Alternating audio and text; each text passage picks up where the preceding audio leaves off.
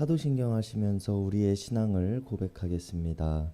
전능하사 천지를 만드신 하나님 아버지를 내가 믿사오며 그 외아들 우리 주 예수 그리스도를 믿사오니 이는 성령으로 잉태하사 동정녀 마리아에게 나시고 본디오 빌라도에게 고난을 받으사 십자가에 못 박혀 죽으시고 장사한 지 사흘 만에 죽은 자 가운데서 다시 살아나시며 하늘에 오르사 전능하신 하나님 우편에 앉아 계시다가 저리로서 산 자와 죽은 자를 심판하러 오시리라. 성령을 믿사오며 거룩한 공예와 성도가 서로 교통하는 것과 죄를 사하여 주시는 것과 몸이 다시 사는 것과 영원히 사는 것을 믿사옵나이다. 아멘. 우리 찬송가 478장, 통합찬송가 78장 부르시겠습니다. 찬송가 478장, 통합찬송가 78장입니다.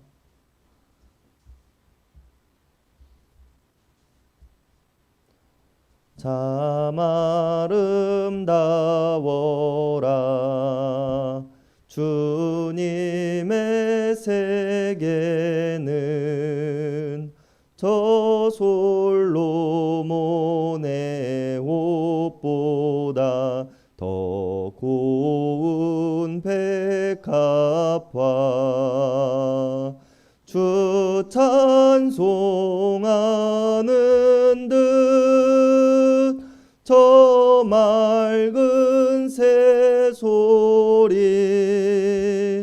내 아버지의 지으신 그 솜씨 깊도다. 참 아름다워라 주님의 세계는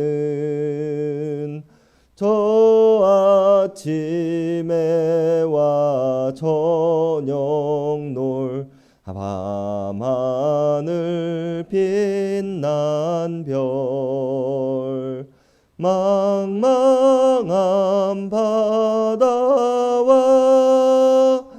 늘 푸른 봉우리 다 주 하나님 영광을 잘 드러내도다. 참 아름다워라 주님의 세계는 저 산에 부는 바람과 잔잔한 시냇물 그 소리 가운데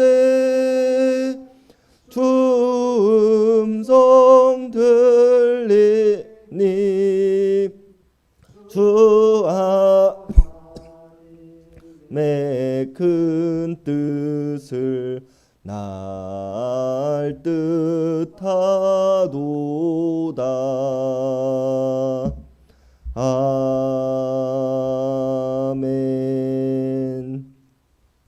오늘 우리에게 주시는 하나님의 말씀은 시편 8편 1절에서 9절까지의 말씀입니다. 시편 8편 1절에서 9절까지의 말씀입니다. 우리 한 절씩 교독하시겠습니다. 여호와 우리 주여, 주의 이름이 온 땅에 어찌 그리 아름다운지요. 주의 영광이 하늘을 덮었나이다.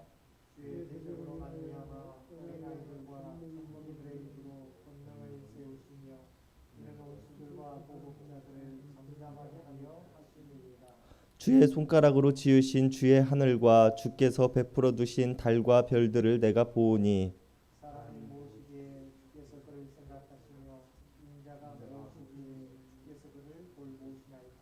그를 하나님보다 조금 못하게 하시고 영화와 종기로 관을 씌우셨나이다.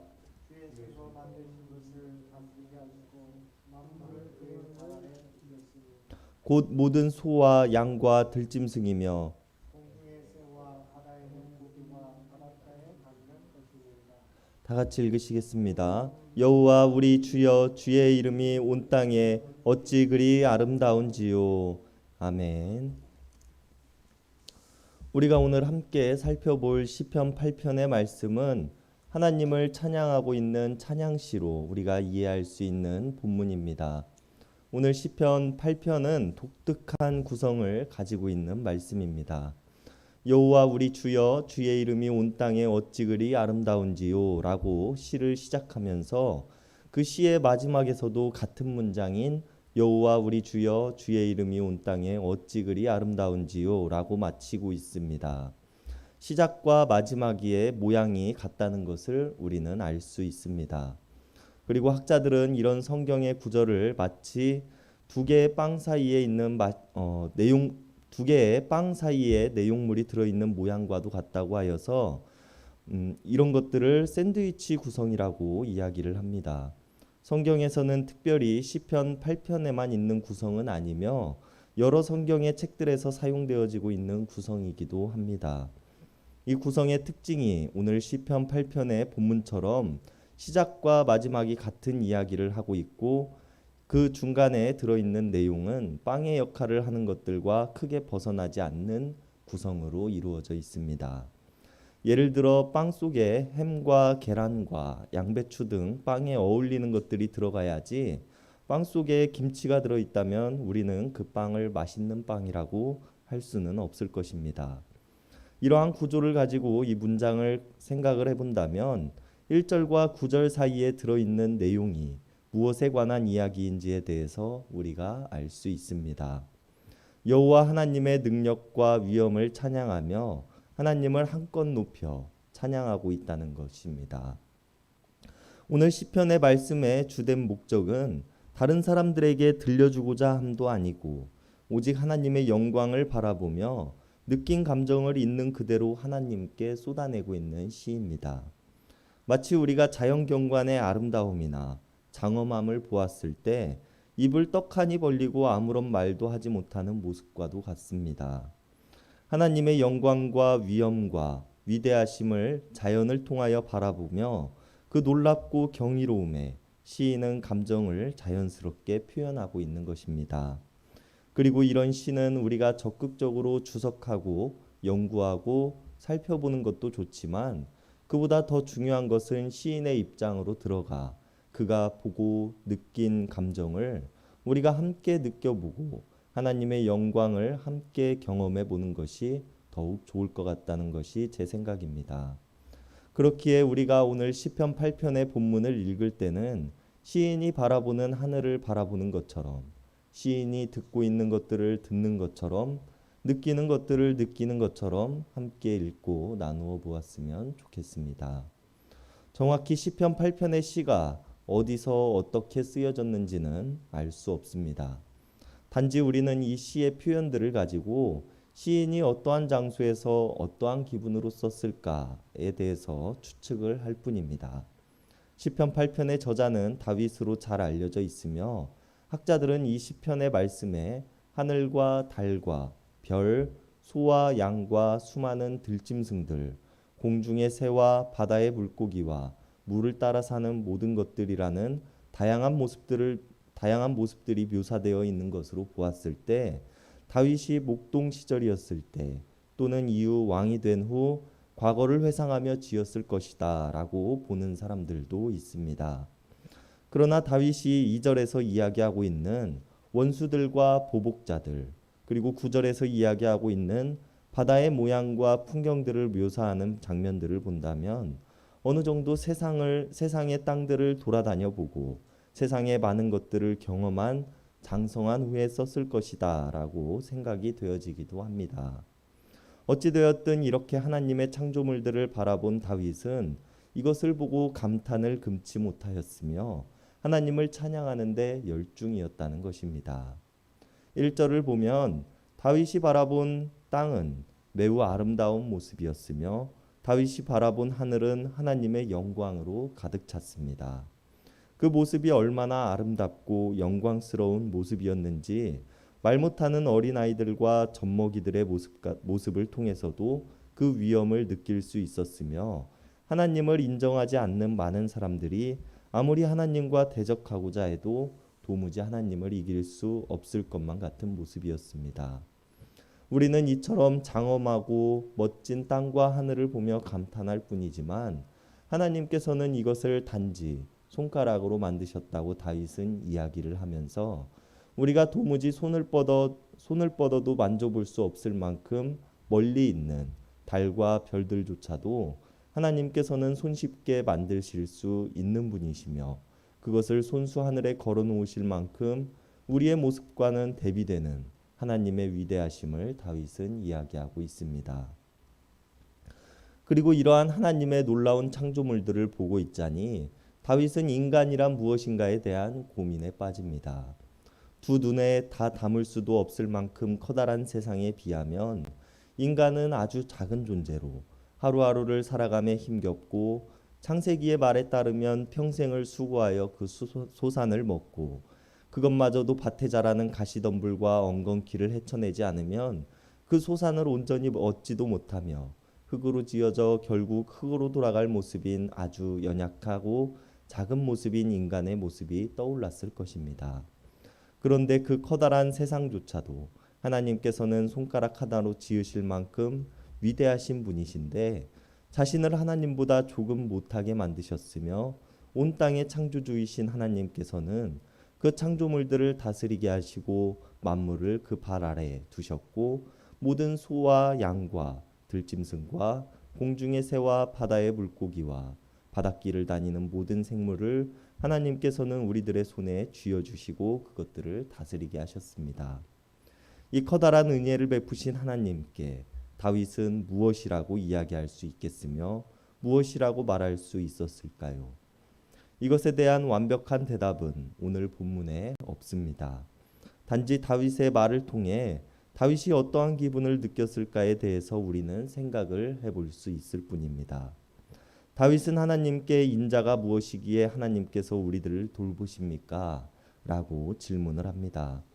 내가 무엇이라고 하나님께서는 이렇게 작고 연약한 인간에게 하나님의 손으로 만드신 것들을 다스리게 하시고 만물을 그의 발 아래 두셨으며 모든 들짐승과 공중의 새와 물고기와 모든 생물들을 하나님께서는 우리들의 손에 쥐어주시고 그것들을 다스리게 하셨습니까? 라고 질문하고 있는 것입니다. 이 커다란 은혜를 베푸신 하나님께 다윗은 5절의 말씀에서 하나님께서 인간에게 영화와 존귀로 관을 씌우셨나이다 라고 이야기를 하면서 그 정답을 찾게 됩니다. 하나님께서는 인간을 하나님보다 조금 못하게 하셨으며 인간에게 영화와 존귀로 관을 씌워주셨다고 이야기를 하고 있습니다. 여기서 이야기하고 있는 영화와 존귀에 대해서 우리가 생각을 해보았으면 하는데요. 먼저 존귀라는 단어는 히브리어로 하다르라는 단어로 화려함, 아름다움, 영광스러운이라는 뜻을 가지고 있습니다. 하나님께서 우리들에게 씌워주신 왕관은 화려하고 아름답고 영광스러운 왕관이라는 것입니다. 그러나 영화라고 번역되어져 있는 단어는 히브리어로 카보드라는 단어로 영광, 존귀라는 뜻을 가지고 있지만 또 다른 이면에는 무거움이라는 뜻도 가지고 있는 단어입니다. 하나님께서 우리들에게 씌워주신 왕관은 화려함과 아름다움도 가지지만 하나님께서 지으신 만물과 소와 양과 들짐승과 공중의 새와 바다의 물고기와 바닷길을 다니는 모든 생물들을 무거운 마음으로 지키고 보존해야 하는 역할 또한 맡겨주신 것입니다. 다윗은 하나님의 창조 세계를 바라보고 그 장엄함과 하나님의 능력의 놀라움을 경험하였습니다. 그리고 하나님께서 친히 지으신 것들을 우리에게 맡겨주신 사명 또한 찾아냈습니다. 그리고 우리는 단순히 이 땅의 모든 만물들 위에 군림하고 있는 것이 아님을 깨달았습니다. 그것들을 잘 돌보고 지켜내야 할 의무 또한 가지고 있는 것입니다. 지난 주일 우리는 환경주의를 맞이하였고 하나님께서 지으신 것들을 돌아볼 수 있는 시간들을 가졌습니다. 하나님께서 우리들에게 선물로 주신 귀한 자연과 동식물들을 우리들은 잘 보존하고 함께 조화롭게 살아가야 할 것입니다. 이것이 영광과 존귀로 왕관을 씌워주신 하나님의 계획이고 우리들을 향하신 하나님의 뜻이기 때문입니다. 우리가 오늘 말씀을 통하여서 우리를 지으시고 세상을 지으신 하나님의 놀라우신 능력에 겸손함을 느낄 수 있는 하루가 되기를 바랍니다. 그리고 다윗의 고백과 같이 여호와 우리 주여 주의 이름이 온 땅에 어찌 그리 아름다운지요 라고 고백할 수 있는 하루가 되기를 바랍니다. 우리의 겸손함을 통하여 하나님께서 주신 선물들을 잘 보존하여서 서로 공생하며 살아갈 수 있는 오늘 하루가 되기를 바랍니다. 기도하시겠습니다. 하나님께서 지으신 땅과 하늘과 별들과 세상의 모든 만물들이 어찌나 아름다운지 우리들에게 이 아름다운 것들을 허락하시고 공생하며 살아가게 하심에 감사를 드립니다. 우리가 하나님의 능력을 바라보며 더욱 겸손할 수 있는 자들이 되게 하여 주시옵소서. 작고 작은 우리들의 모습들이지만 우리들에게 영화와 존귀의 왕관을 씌워주신 하나님, 우리가 하나님께 감사함으로 또 두렵고 무거운 마음으로 하나님의 창조물들을 잘 보존하며 살아갈 수 있도록 하여 주시고 우리의 편안함과 우리의 나태함으로 인해 하나님의 창조물들을 파괴하는 일들을 멈추게 하여 주시옵소서. 우리가 오늘 하루를 살아갈 때에 하나님께서 손가락으로 손수 지으신 것들을 둘러볼 수 있는 여유를 허락하시고 우리의 삶이 감사의 삶이 되게 하여 주시옵소서. 세상 만물을 창조하시고 우리들에게 허락하신 하나님을 믿습니다. 사랑의 예수님의 이름 받들어 간절히 기도드렸습니다. 아멘.